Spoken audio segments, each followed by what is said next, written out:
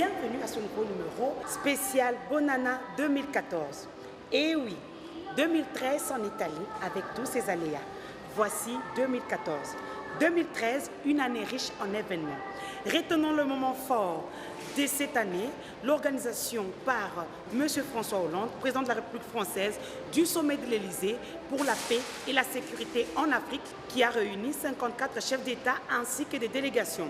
Les moments forts de cette année étaient aussi les multiples actions sociales de la première dame Marie-Olive Lembe Kabila, première dame de la République démocratique du Congo, qui a octroyé des maisons à des nécessiteux à Bibois. Cette année a été aussi marquée par un carnet noir, la mort de Nelson Mandela, ce héros africain, ainsi que ce grand musicien et mécène congolais, j'ai cité Rochero Tabouley. Retenons aussi la validation de l'élection des gouverneurs Jean Bamanissa et Jacques Mbadou, respectivement gouverneurs de la province orientale et du Bas-Congo. Cette année a été marquée aussi par la République démocratique du Congo qui écrivait une nouvelle page dans son histoire. Initiée par son Excellence Joseph Kabila Kabange, président de la République, les travaux des concertations nationales ont vu le jour avec tous les Congolais d'ici et d'ailleurs. La diaspora était aussi présente. Nous avons remarqué une forte délégation de la diaspora à ces travaux. À l'issue, des recommandations ont été émises. Nous pouvons citer la force et représentativité des femmes et la fin de la guerre à l'est du pays, pour ne citer que ceux-là. Retenons aussi l'échec de la table ronde de la diaspora. Pourquoi? Parce que les vrais leaders de la diaspora n'ont pas été associés à ces grands rendez-vous qui a été manqué. Je voulais suivre la rétrospective 2013 et je reviens juste après.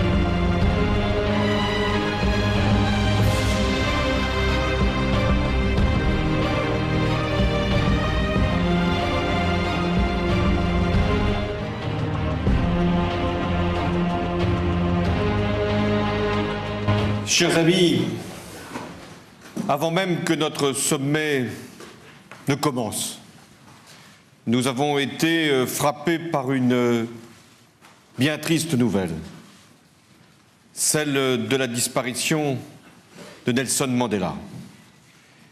Et c'est pourquoi je tenais, au moment même où nous nous rassemblons, dire les mots que vous pourriez prononcer à ma place, en ce moment même. Le monde est en deuil. Nelson Mandela nous a quittés hier. Il était déjà entré dans l'histoire de son vivant. Mort, il prend place dans la conscience universelle. Nelson Mandela a changé bien plus que l'Afrique du Sud. Il a accéléré le cours du monde. Il était armé de ses seuls principes et d'une inaltérable volonté. Il aura réussi à emporter tous les combats qu'il a menés et engagés. Nelson Mandela a résisté à l'enfermement pendant 27 ans.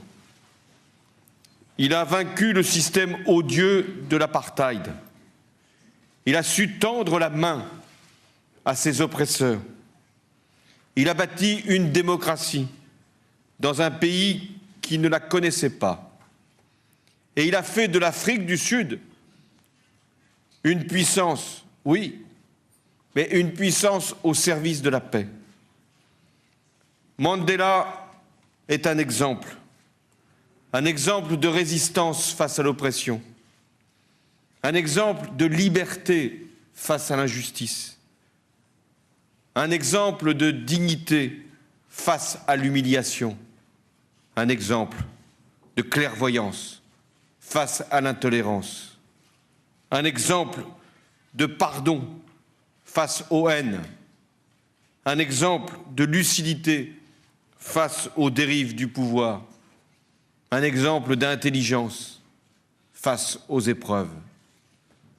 Voilà ce qu'était et ce qui est encore Mandela.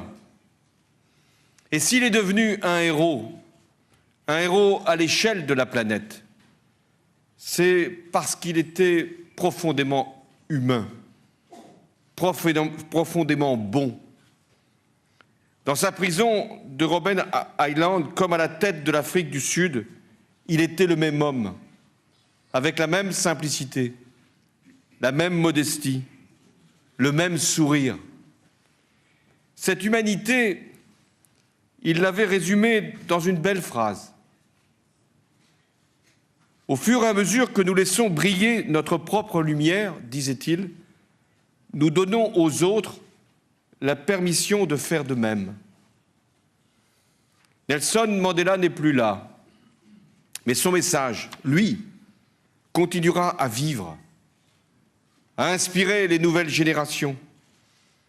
Nelson Mandela sera toujours la figure autour de laquelle les hommes et les femmes qui luttent pour leurs droits voudront se réunir autour.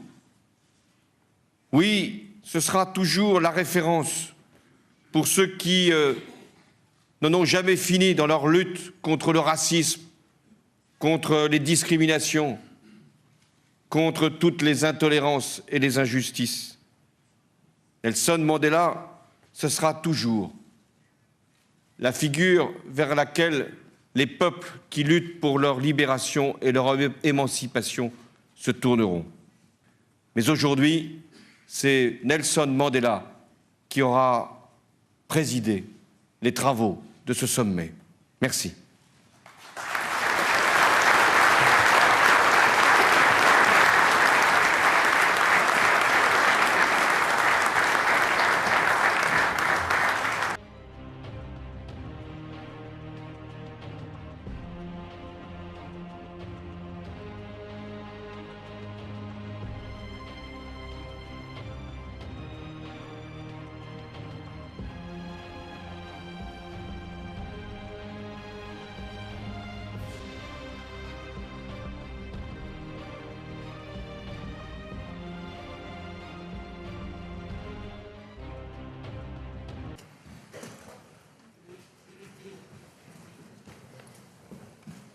Monsieur le secrétaire général des Nations Unies, Monsieur le président du Conseil européen, Monsieur le président de l'Union africaine, Monsieur le président de la Commission européenne, Madame la présidente de la Commission de l'Union africaine, Messieurs les chefs d'État, chefs de gouvernement, Mesdames, Messieurs les ministres, chers amis, 53 pays africains sont représentés aujourd'hui pour cette rencontre. Votre présence confirme l'importance que vous accordez aux enjeux de ce sommet, la sécurité, le développement, la préservation de la planète.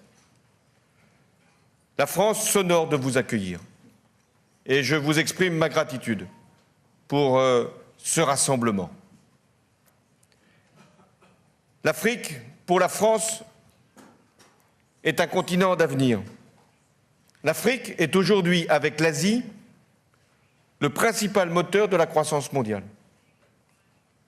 L'Afrique vit une transformation rapide de ses structures économiques et sociales. L'Afrique, elle est pleinement engagée dans son développement.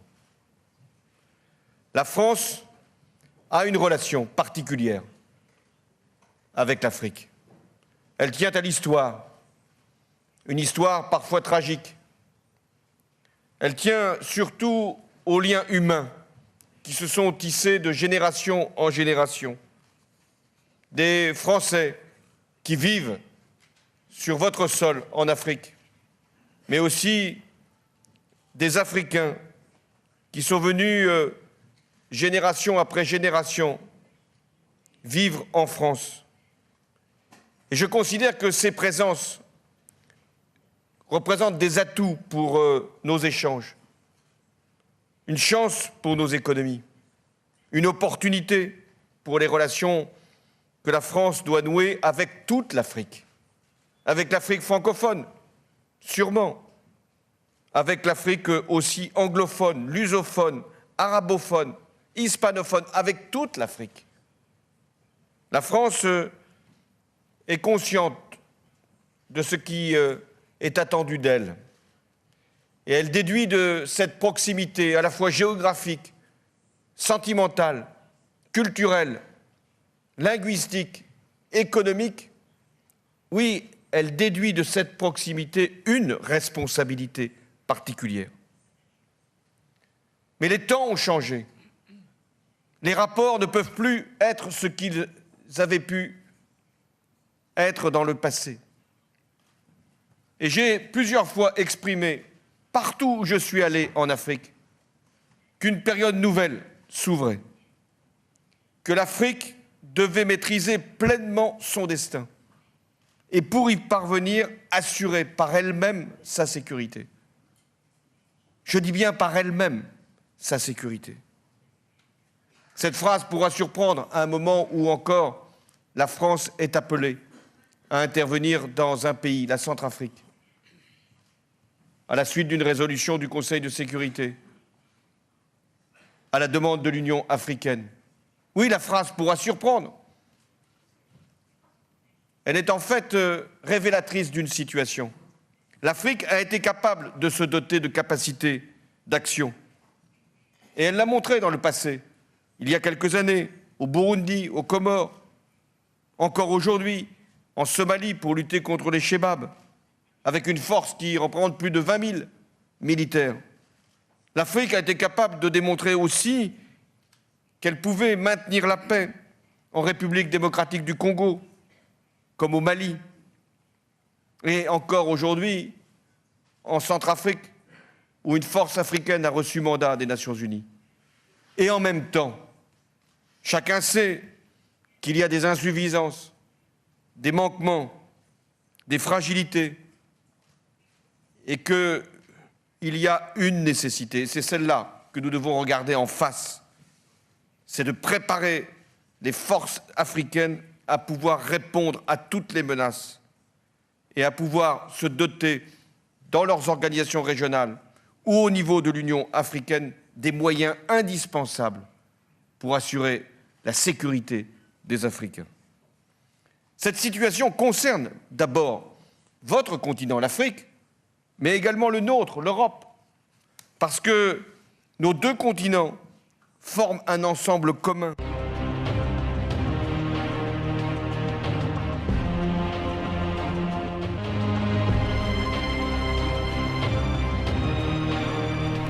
Excellence, Monsieur le ministre, venez de sortir au sommet sur la paix et la sécurité en Afrique organisée ici à l'Élysée. On peut avoir une réaction à chaud? D'abord, je pense que tous les chefs d'État reconnaissent la pertinence du thème qui a été retenu pour ce sommet, qui est d'actualité, avec la situation qui prévaut en République centrafricaine, avec l'évolution politique de la situation en République démocratique du Congo. Et il est important qu'il y ait une mobilisation générale pour mettre fin aux groupes armés, pour mettre fin à la criminalité transfrontalière, pour mettre fin à la piraterie maritime, pour mettre fin au terrorisme. Et c'est pour cela que les chefs d'État se sont rencontrés. Monsieur Nelson Mandela n'est plus aussi une réaction à chaud. Mais je pense que la disparition de Nelson Mandela est une perte pour l'humanité. Et les valeurs qui ont présidé à la vie du président Mandela ont été au cœur et à l'esprit de tous les chefs d'État réunis. C'est une interpellation afin que tous travaillent pour que le monde soit meilleur demain et que les valeurs de liberté et de dignité humaine puissent en tout temps être. C'est pour nous d'avoir appris la nouvelle de la mort de Nelson Mandela. Mandela, c'est un homme charismatique, une figure emblématique, un combattant infatigable de la liberté et de l'espérance qui vient de disparaître. Et c'est avec grande tristesse que nous avons appris cette nouvelle, mais nous sommes convaincus que ces idées lui survivront. Je pense que tout le monde a pu poser sa question, il n'y en a plus qu'une. Allez-y, madame, ce sera la dernière. Denise Moukendi du Souchoua, c'est tout. Radio-Télévision nationale congolaise, correspondante à l'étranger. Monsieur François Hollande, déjà c'est une joie pour moi de vous parler en face. Nous avons bien remarqué tout le travail que madame la première dame de la France fait pour les femmes violentées à l'est de la RDC. Vous, en tant que président de la République, on ne voit pas les actions concrètes sur le terrain parce que la guerre est en train de finir et le président Kabila le fait tout seul. Je me rappelle le 14 octobre, lors de la fermeture de travaux sur la francophonie, vous avez promis à la RDC d'être derrière elle dans le processus. Et sur le terrain, on ne vous voit pas. La question est vraiment multiple, c'est à vous et aussi à M. Ban Ki-moon, parce que la résolution 2098 a été votée et jusqu'à présent, on ne voit pas l'intervention des Nations Unies. La dernière question est celle du président Macky Sall, le président que j'aime beaucoup. Le 15e sommet de la francophonie. Le 15e sommet de la francophonie se tiendra chez vous. Nous, Congolais, c'est vrai qu'on a placé la barre haute lors du 14e sommet de la francophonie. Qu'est-ce que vous faites en coulisses? Merci beaucoup. Merci. Il y a ce que le président Macky Sall fait en coulisses et nous, ce que nous faisons sur le terrain. Donc, il y a eu autant de questions qu'il était possible de poser. Donc, je vais demander d'abord à Macky Sall de répondre, ensuite à Ban Ki-moon et après, Herman, s'il veut dire quelque chose. Même pas sur la RDC, Herman. Non, je n'assiste pas. Merci et je conclurai après. Merci, Monsieur le Président. Et le sommet de la francophonie nous permettra en tout cas de revaloriser cette culture africaine. Nous y travaillons et ça me permet de répondre à la dernière question, ou à l'avant-dernière, sur le 15e sommet de la francophonie. Nous avons vu comment la RDC a pu gagner le défi de l'organisation. Ça va être le second sommet pour le Sénégal. Je peux vous donner l'assurance que tout a été mis en œuvre pour que ce sommet soit un succès de A à Z, tant dans l'organisation que dans les contenus des discussions, et les problématiques des femmes et des jeunes vont être mises en exergue pendant ce sommet. Je crois qu'avec l'appui de tous les partenaires, nous pourrons sortir du sommet de Dakar avec des résolutions très importantes. Je réponds rapidement à 4 questions qui m'ont été posées. La première, sur l'économie et la place de la France en Afrique. Depuis ces dernières années, la France a perdu des parts de marché en Afrique. Alors même que le continent africain a connu une croissance importante. J'en vois 2 raisons pour expliquer ce résultat, qui n'est d'ailleurs pas simplement sur le continent africain. La première raison, c'est que longtemps, la France a considéré l'Afrique comme si elle y avait des positions qui étaient acquises pour toujours. Parce que les liens de l'histoire, l'héritage, la présence déjà d'entreprises sur le sol africain faisaient qu'il y avait des marchés qui devaient venir spontanément vers nous. Eh bien non. L'Afrique, quand elle se développe, elle va vers les entreprises qui présentent les meilleures conditions de prix et de qualité. Donc il y a une prise de conscience que ce rendez-vous a encore mis en valeur. C'est-à-dire que si nous voulons regagner des parts de marché, si nous voulons doubler le niveau de nos échanges avec l'Afrique, les entreprises françaises doivent investir davantage en Afrique. Et notamment dans des secteurs qui ne sont pas simplement les ressources naturelles, mais leur transformation, les infrastructures, les énergies, les nouvelles technologies. Il y a des concurrents nouveaux qui sont apparus, les pays émergents, qui apportent des financements. Un des participants au sommet me disait, c'est bien, parce que ce sont les Chinois qui réalisent des infrastructures et c'est vous, les Français, qui les mettez en œuvre. C'est déjà pas mal.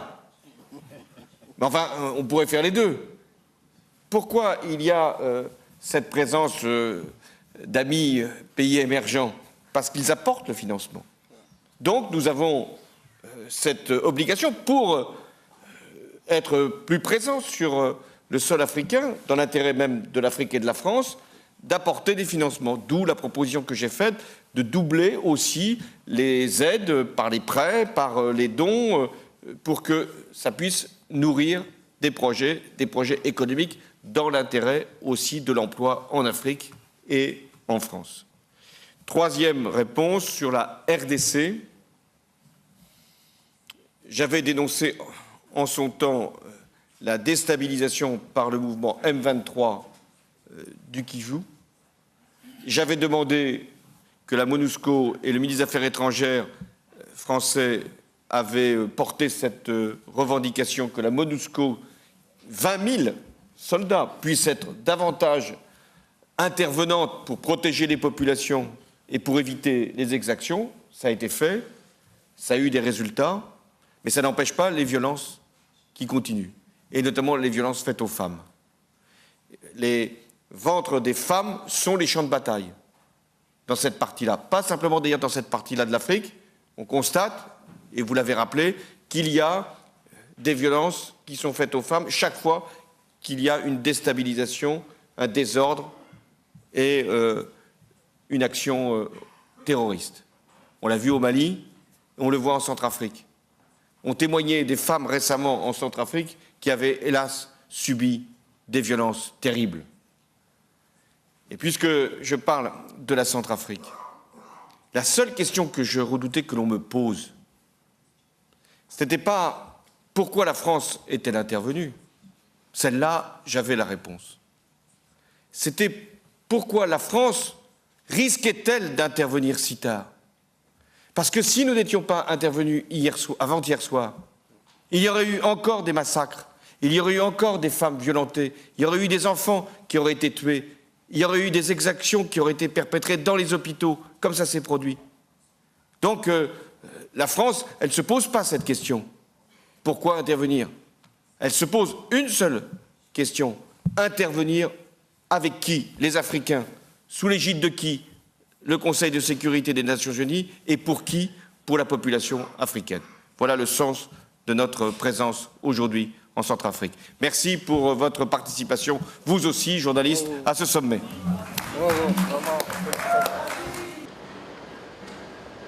Et comme je vous l'ai dit souvent, les bonnes choses ne durent jamais.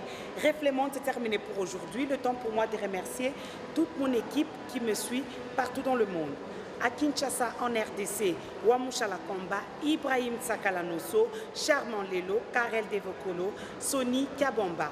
En Suisse, Jean-Pierre Onema. En Belgique, Sylvain Lupumba Bombastique, Gérard Kanabassao. En France, Ilunga Mwanabute Wamutombo ainsi que Lydie Misenga. Nous tenons à vous souhaiter nos vœux les meilleurs. Continuez à nous suivre sur la radio-télévision nationale congolaise, la 1, chaque lundi à 14h05 pour Reflet Monde et chaque dimanche à 11h20 pour Écho d'Europe. Suivez-nous aussi sur www.oneovision.com dans nos différentes rubriques, dont Oneo TV, Oneo Live, Écho d'Europe et tant d'autres. sur www.fongolamatoi.net et aussi sur notre nouveau site www.denismukendi.com. Je tiens à remercier tous nos téléspectateurs qui nous regardent partout dans le monde, au Canada, en Belgique, en Suisse, en France et beaucoup plus surtout en Afrique. Marc Makala, Jordi, Savannah Makala, Sissi Champagne en Suisse, Lili Meya, Mimi, Aimé Kunga, Aimé Baleta Kunga, ça c'est toujours en Suisse. En Belgique, mes enfants, Jessica, Fleur, Tiffany, la famille de Pelendo Beledou, la famille de Sylvain Lupumba Bombastique, mon monteur de la Belgique. Je salue Madame Peyabia Takabongo, leurs enfants, Cherilène, Peyton, O'Neill, Keira. Et à Kinshasa, je salue aussi toute ma famille. Dédicace spéciale à Madame Nicole Dibambou Kitoko Bwanga, la DGAI de la RTNC. Et aussi dédicace spéciale de Reflet-Monde à la première dame de la RDC, Madame Marie-Olive Lembe Kabila. Je vous dis au revoir, à bientôt pour un nouveau numéro dans un autre pays.